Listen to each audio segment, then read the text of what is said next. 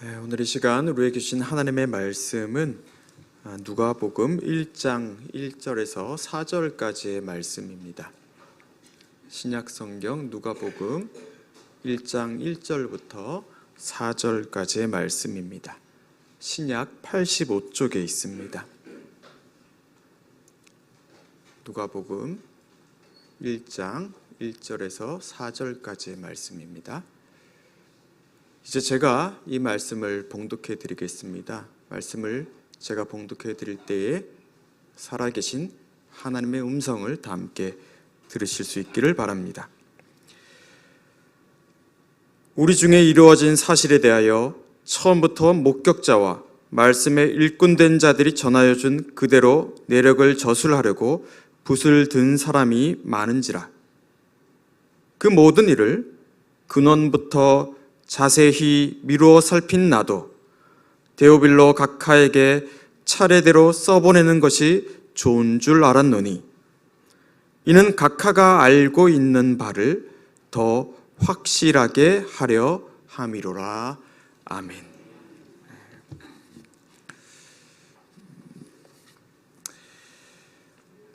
오늘부터 저와 여러분은 주일 예배마다 누가복음을 통해서 들려주신 하나님의 말씀을 듣고자 합니다. 오늘은 그 첫 번째 시간인데요. 본문 4절 중 더 확실하게 하려 함이라를 오늘 말씀의 제목으로 삼습니다. 이 말씀이 저와 여러분의 삶의 고백으로 열매 맺기를 주님의 이름으로 축복합니다. 어느 책이든 머리말이라는 게 있죠. 방금 우리가 읽고 들은 본문이 바로 누가복음의 머릿말입니다. 서원이라고도 말할 수가 있겠죠. 머릿말, 서원이라는 게 뭡니까? 책을 본격적으로 시작하기 전에 그 글을 쓴 목적을 저자가 밝히거나 아니면 그 글 전체의 대략적인 내용을 적어 놓은 것이 바로 머릿말입니다. 오늘 그 머릿말을 우리는 좀 들여다보고자 하는데요. 여러분은 누가복음 하면 가장 먼저 뭐가 생각나십니까? 혹시 의사 누가란 말 들어보셨는지 모르겠습니다. 누가의 직업이 의사였을 거다라는 건데요. 그 이유는 누가복음이 다른 복음서에 비해서 자세하게 기록되어 있기 때문이라는 겁니다. 의사하면 꼼꼼하고 또 치밀하지 않습니까? 그래서 이 책의 저자 누가는 의사라고 알려져 있었습니다. 그러나 이건 그리 신뢰할 만한 사실은 아닐 거라고 성서학자들은 입을 모읍니다. 사실 꼼꼼하고 치밀하다고 해서 그의 직업을 반드시 의사라고 보는 것도 어딘가 좀 이상하긴 합니다. 그럼 누가의 직업이 무엇이었는가? 대다수의 학자들은 누가를 역사가, 특별히 이야기를 실감나게 풀어내는 역사가로 봅니다. 앞으로 우리가 살펴보겠지만 누가복음에는 분명 다른 복음서와는 달리 시대적인 상황이나 주변에 벌어진 역사적인 사실들이 보다 명시적으로 뚜렷하게 기록되어 있습니다. 그런가 하면 누가복음에만 있는 이야기도 제법 있습니다. 가령 탕자 이야기, 부자와 나사로 이야기, 세리 삭개오와 같은 이야기들이 그렇습니다. 그렇다면 누가는 어떤 사람들을 염두에 두고 이 책을 기록했을까요? 누가는 주로 이방인 그리스도인을 생각하며 이 책을 써내려 갔습니다. 이 책에 기록된 시기는 주후 80년경으로 알려져 있는데요. 주후 80년이면 그리스도교가 암암리 활발하게 전파되고 있던 때입니다. 비록 기독교가 공인된 종교는 아니었지만 놀랍게도 유대인들과 여러 이방인들이 기독교로 개종하는 일들이 벌어집니다.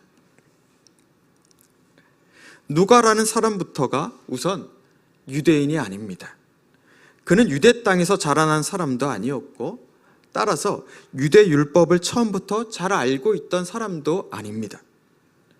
그러나 그는 누군가로부터 기독교 복음을 전해 들었고 그 복음의 능력을 그는 체험합니다.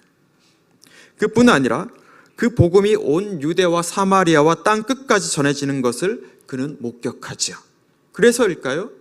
누가는 누가복음뿐 아니라 사도행전을 기록하기도 했습니다. 사도행전. 여러분, 사도행전을 읽으시면 얼마나 가슴이 뜁니까?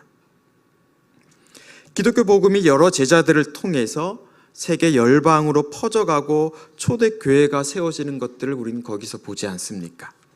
누가는 이 점을 주목했던 겁니다. 기독교 복음, 하나님의 구원 역사가 유대 땅이나 그 주변 세계만 맴도는 것이 아니라 성령 안에서 점점 확장되어져 간다는 걸 그는 말하고 싶었던 겁니다. 사실 정말 그러하기 때문에 오늘 저와 여러분도 기독교 복음을 들었고 또 경험하고 있는 것 아니겠습니까? 이 책에 관해서 간략하게 소개의 말씀을 드렸는데요. 이제 누가복음의 머릿말, 오늘 본문을 함께 보겠습니다. 1장 1절부터 누가라는 사람의 성격이 드러나는 것 같습니다. 우리 같이 한번 1절 말씀을 읽어보실까요? 우리 중에 이루어진 사실에 대하여. 말 그대로 지금부터 나는 우리 중에 이루어진 사실에 대해 말해보겠다는 얘기입니다. 이게 바로 누가가 누가복음을 기록한 목적입니다.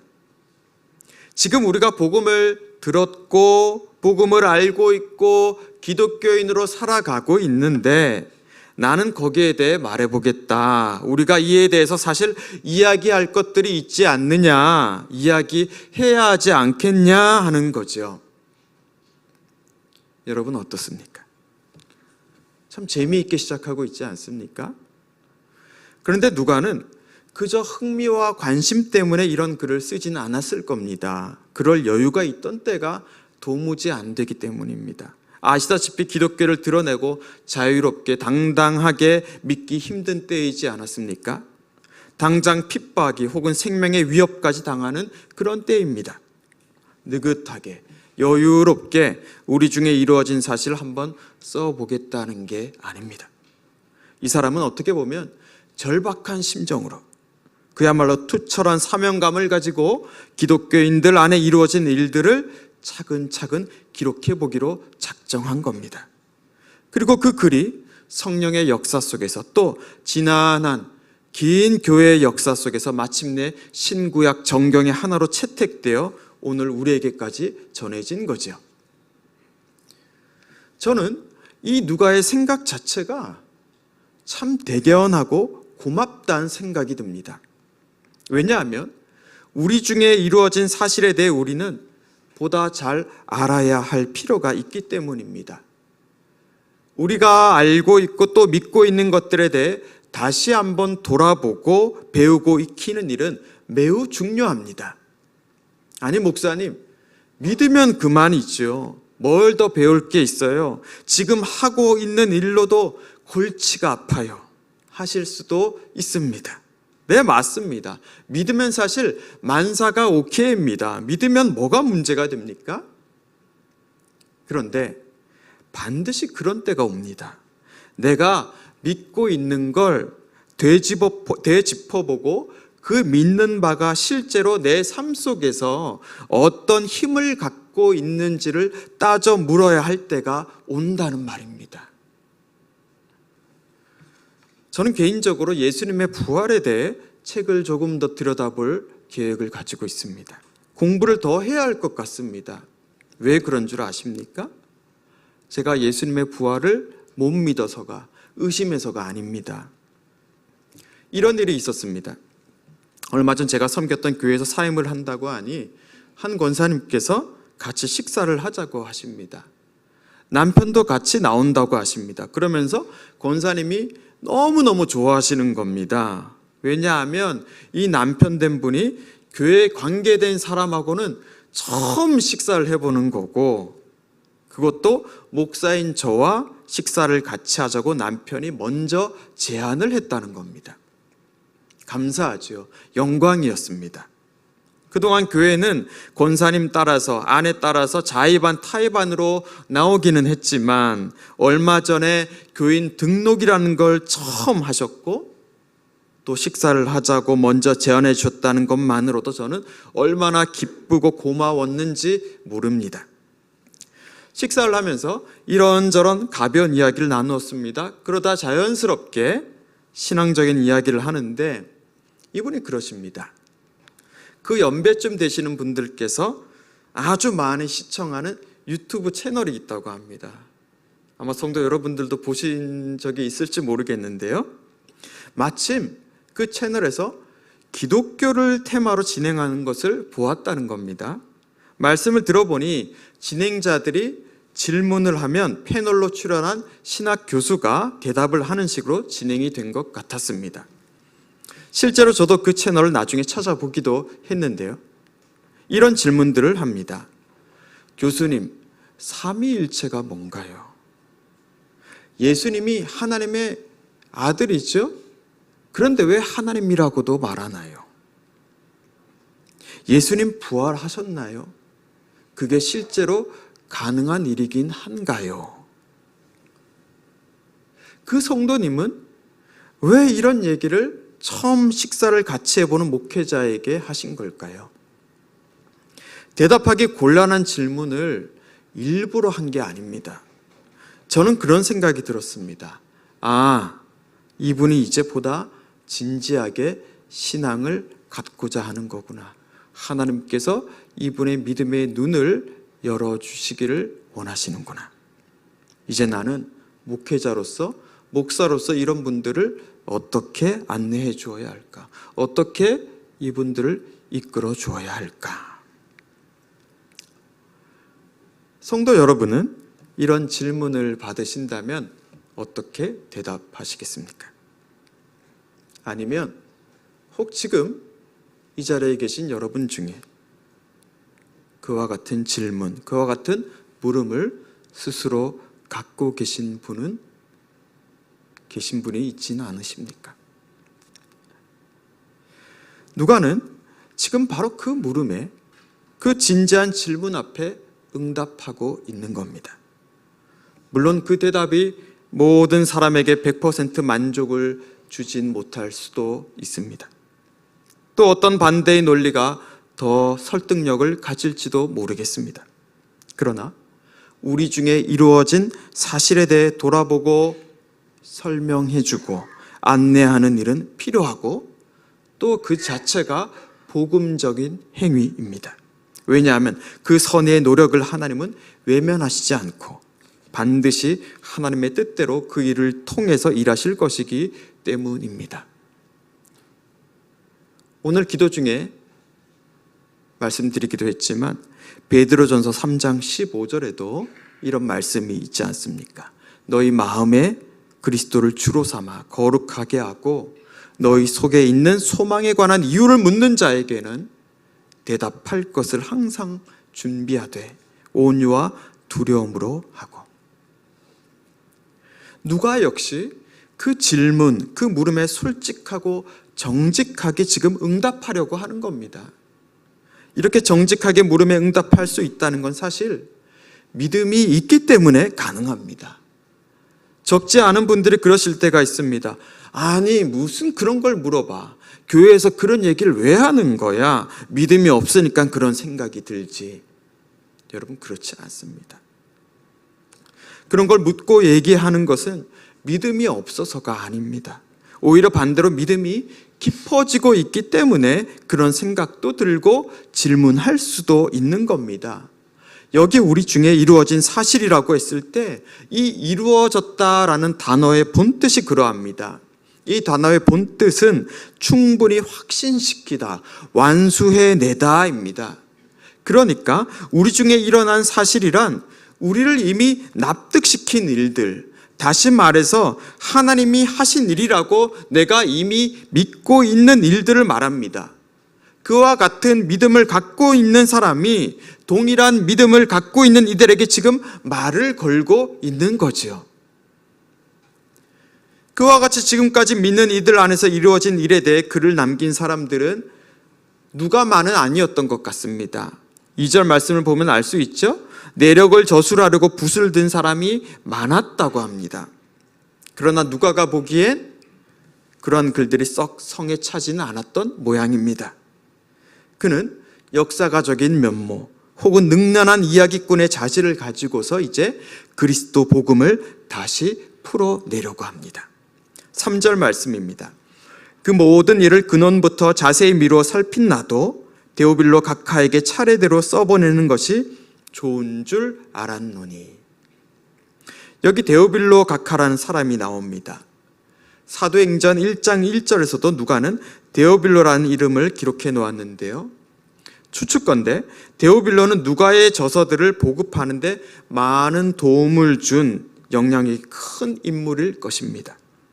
그리고 또 한 가지 우리가 기억해야 할 점은 데오빌로 역시 그리스도교 신앙을 갖고 있는 비유대계 출신의 사람이며 누가와 같이 기독교 신앙에 진지한 관심을 갖고 있는 사람이라는 사실입니다.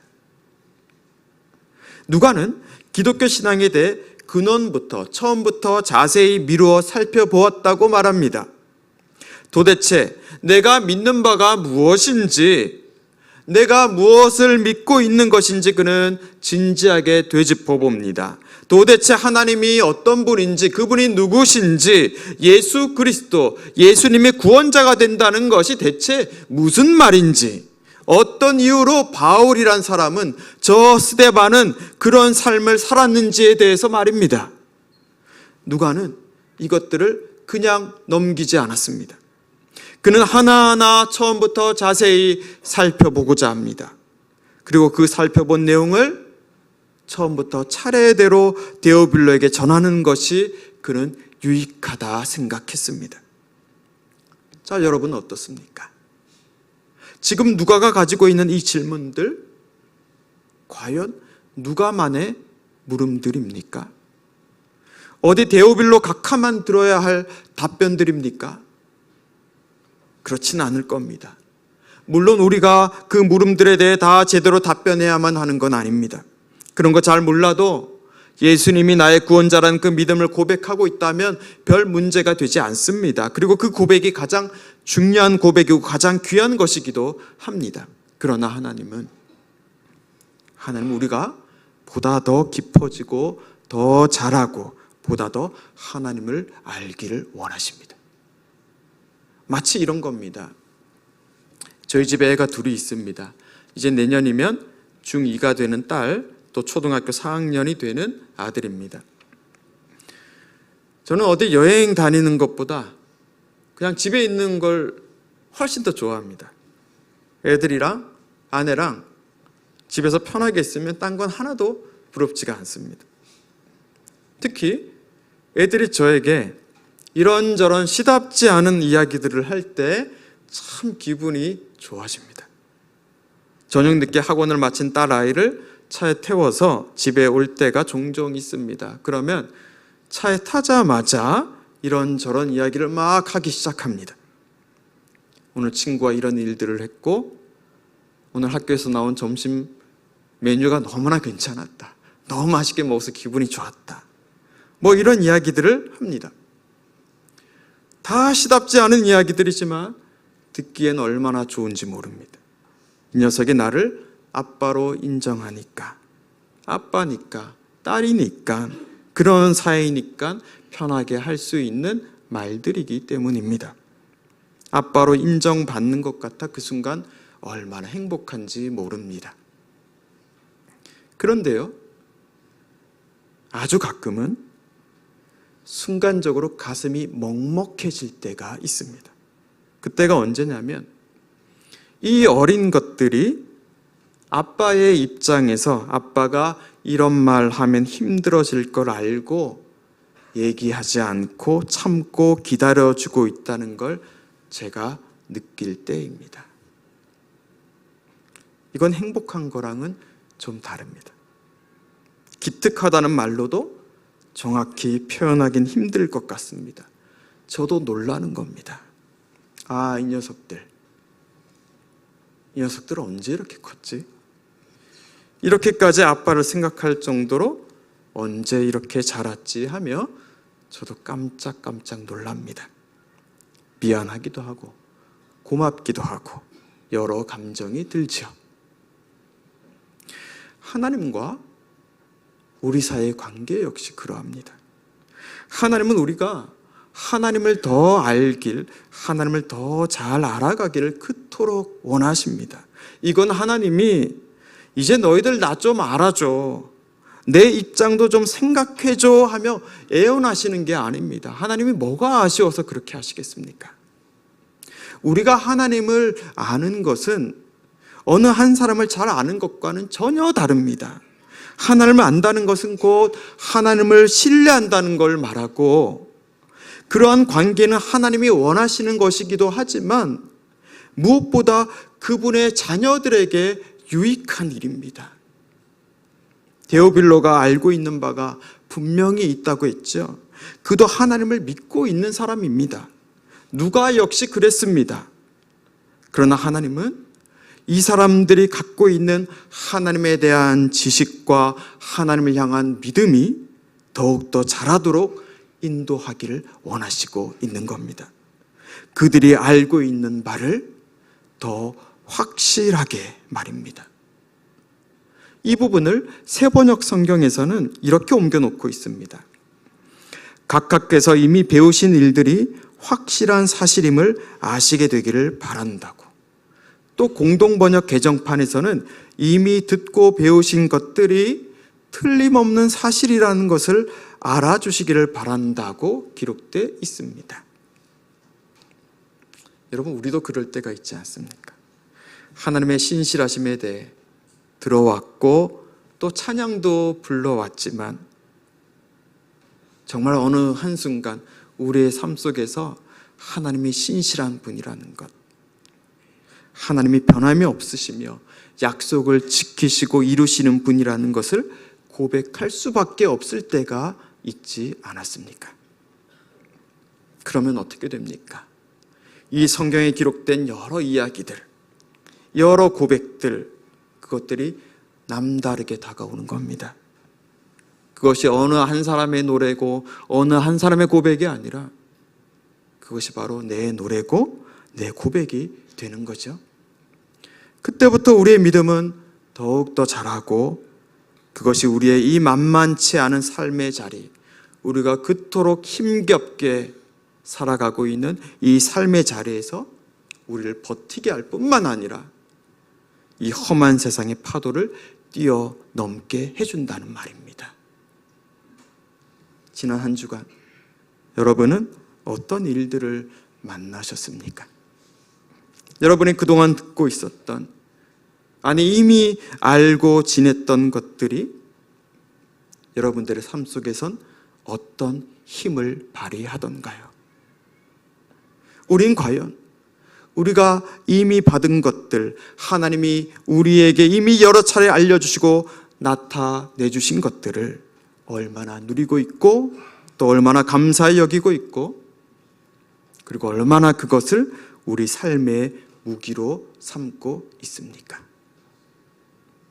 오늘 이 한 해의 마지막 주일, 2024년이라는 시간을 떠나보내기 직전에 하나님은 우리가 알고 있는 바를 더 확실하게, 그것이 틀림없는 확실한 복음이라는 것을 말씀해 주고 계십니다.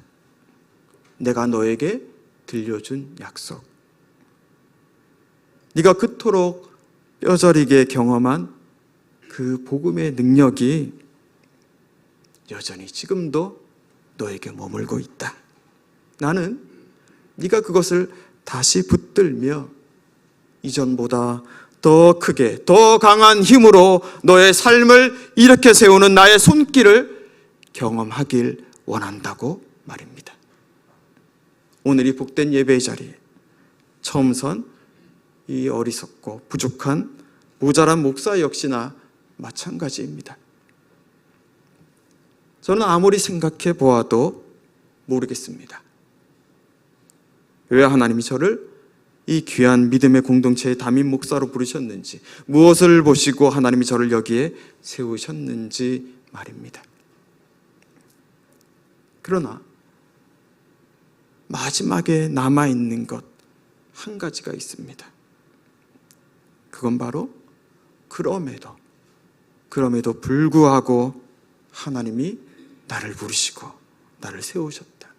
나는 다 알지 못하고 다 이해하지 못해도 하나님이 나를 부르시고 세우셨다는 그 믿음, 오직 그것 하나만 가지고 있습니다. 그리고 저는 그와 같은 믿음을 하나님께서 마침내 더 확실하게 하시리라 믿습니다. 사랑하는 당산동교회 성도 여러분, 여러분이 믿는 바를 하나님은 반드시 마침내 보다 확실하게 해주실 것입니다. 다시 말해, 하나님이 여러분의 삶의 자리에서 분명히 살아계시고 믿음의 조상들에게 나타나 말씀하신 것들, 그리고 여러분의 삶 속에서 언젠가 말씀하신 것들이 분명히 다 살아있다는 것을, 살아 역사하고 있다는 것을 분명히 나타내 보여주실 것입니다. 그러니 실망하지 마십시오.